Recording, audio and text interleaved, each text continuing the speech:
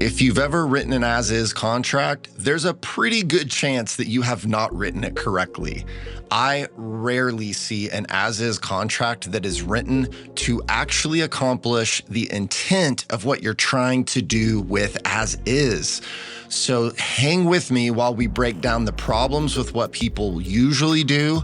I'm going to give you how to actually do as is, and then I've got a resource for you that you can have as well to help fill you in on some of these details and the nuance to as is contracts. Now, here's what most people do when they're thinking about writing an as is contract. They go into their special provisions and they write something like, the property is being sold as is, where is.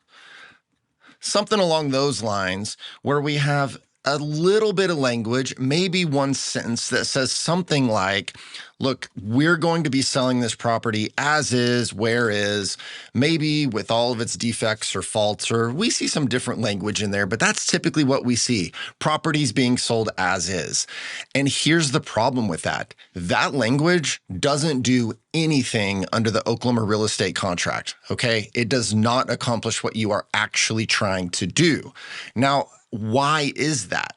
Well, we have to look to the actual contract to see it. But at the heart of it, as is, or as is, where is, or anything similar to that is really just saying, hey, I as the seller do not intend to do any repairs on this property, that you are going to buy it without me doing any repairs or improvements, but it ain't a guarantee. And in that circumstance, many of you are thinking that when we write as is into the contract, that means we are buying some certainty for the seller that the buyer is not going to and cannot, in fact, ask for any repairs. And that just isn't right. So let's take a look at the real estate contract to see why that is. So when we dig into the real estate contract, let's take a look at paragraph 7, which is our inspection provisions that we're all familiar with. And here's the deal. Paragraph 7 says, really quickly, the buyer's got 10 days to do inspections. They get to bring whoever they want to do it. They get to inspect pretty much whatever they want. And then once they've completed them, they've got two options. One of those options is to terminate the contract, and the other one is to request repairs. And when you write as is into the contract, there's nothing about that takes away this right to ask for repairs or the right to terminate or the right to inspect. All of those are still in the contract. You left them in there.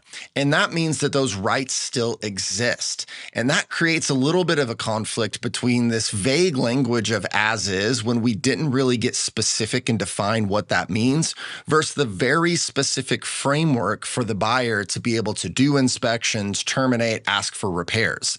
The as is, when you really think about that language, it doesn't say the buyer cannot ask for repairs.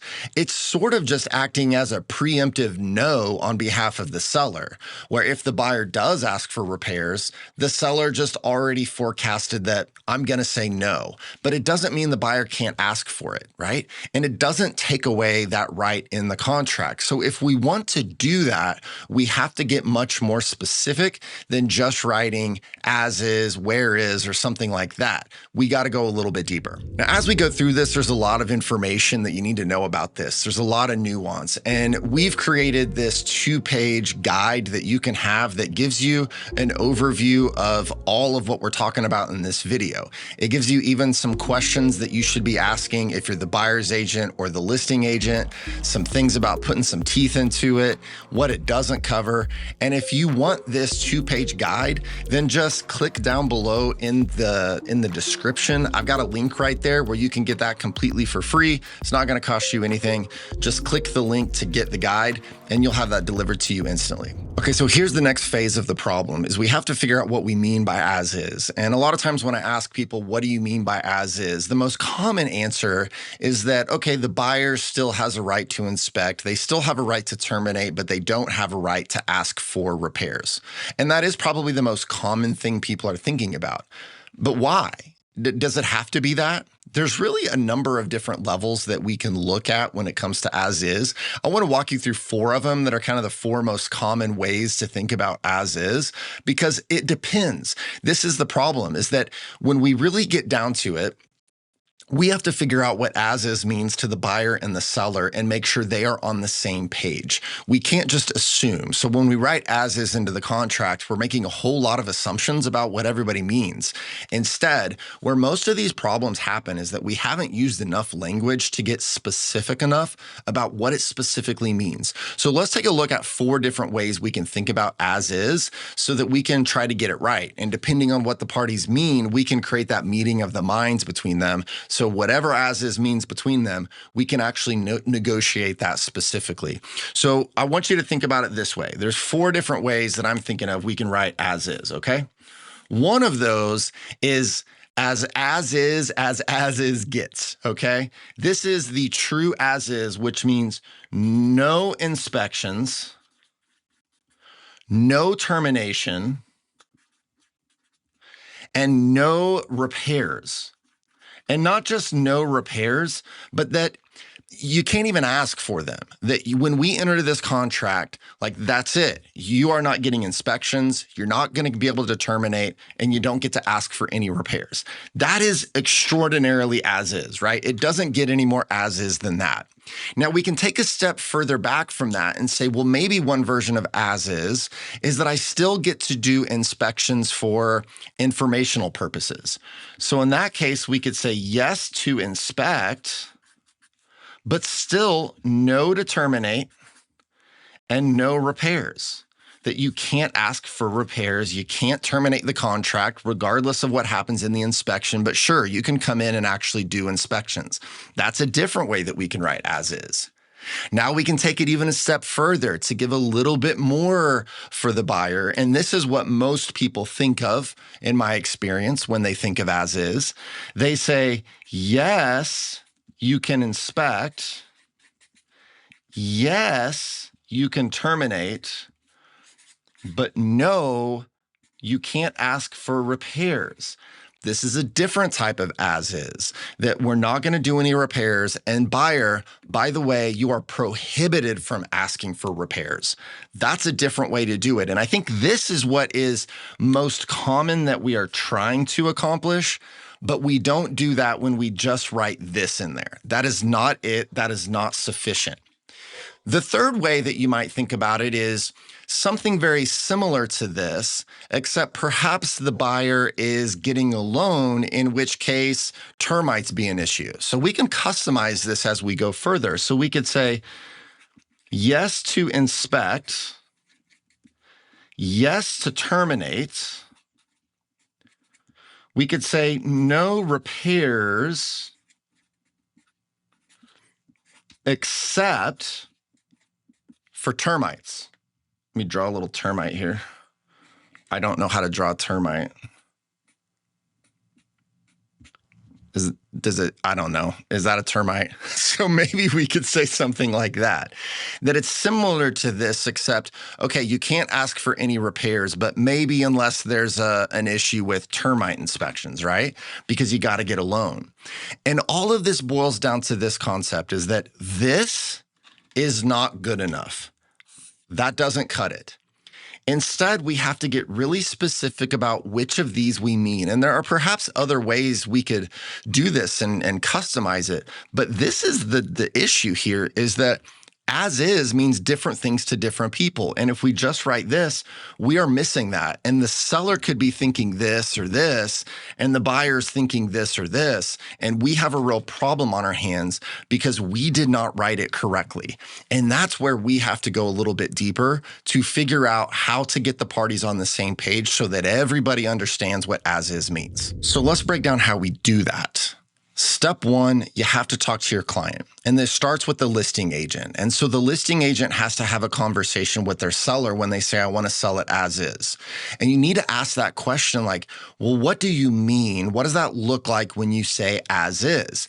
And then we can walk them through these scenarios to say, look, do you want them to even be able to do inspections? Or do you want them to do inspections, and if they find something major, then sure, they can cancel, but they cannot ask for repairs? Well, that's two different things, and we can write the contract in that way, and we can communicate better with the buyer and the buyer's agent when we've really nailed down exactly what the seller means when they say, I want to sell as is. If they're saying, sure, do inspection, sure, terminate if you don't like the results, but I don't think you should even be able to ask for repairs, then we can write it in that specific way. Whereas if they say, look, I don't even think they have a right to terminate. They shouldn't be able to terminate once they come in. This property's a mess. They know what they're getting into. Sure, come and inspect it for informational purposes. No termination, no repairs. Well, then we better write that specifically to get that into the contract so that it's crystal clear. Otherwise, we're creating a problem.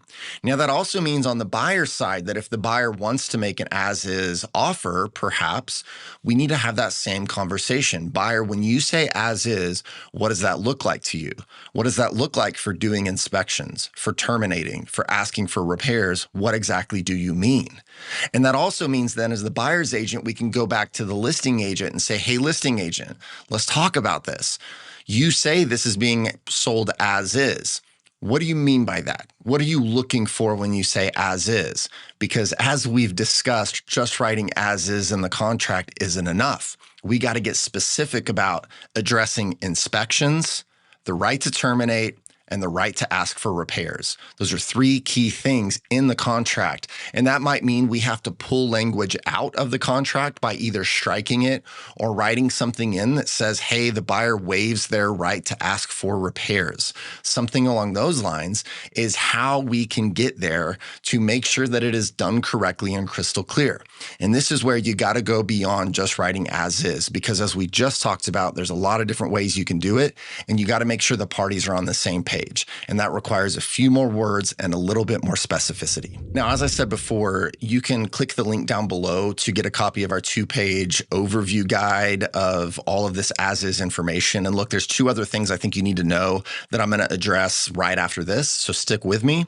But if you want the full thing, you want the full as-is toolkit, we have a 13-page toolkit that we've just created and published for our Pro Access members, and it has a few extra things that this guide doesn't. One of which, probably most important, it has 5 different template contract language provisions that you can plug into the contract to accomplish different types of as-is that you might need.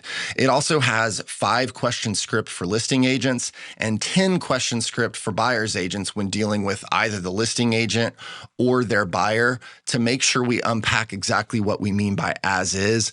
And there's much more in there that might be helpful for you. If you are interested in learning more about access and how to become a member, there's another link in the description just below the first one to get the free guide that if you want to know what our Pro Access is, click that link. I've got a 6-minute video that shows you behind the scenes to see how our Pro Access can help you take the business that you have and get those deals across the finish line and across the closing table. Now, there's 2 other components that I want to address and make sure you at least conceptually understand. And again, this language is in our full our Pro Access as-is toolkit, and there's some snippets of it that give you a little bit of help in the 2-page guide that you can get for free down below.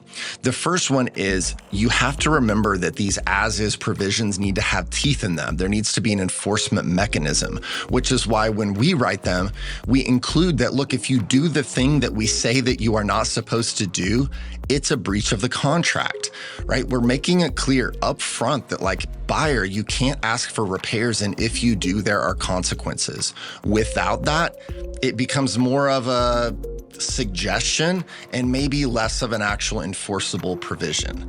And the other thing is, remember that as-is clauses generally aren't going to help you with appraisal issues. So especially with like a VA or an FHA loan, there's a pretty good chance that they might have some VA, FHA, or other, even conventional will do it, have appraisal required repairs. Now, an as-is clause is generally not going to address that You theoretically could, but the reason that's not going to happen is because our as-is clauses are generally dealing with our inspection provisions, and the appraisal provisions are handled separately in some sort of financing addendum. So that's going to be a separate issue outside of it. And that's something that we generally forget to talk about, especially when explaining it to a seller, that even if we write it correctly, we need to make it clear that this does not prevent the appraiser from coming back and coming up with required appraisal repairs. And so you want to make sure they're prepared for that.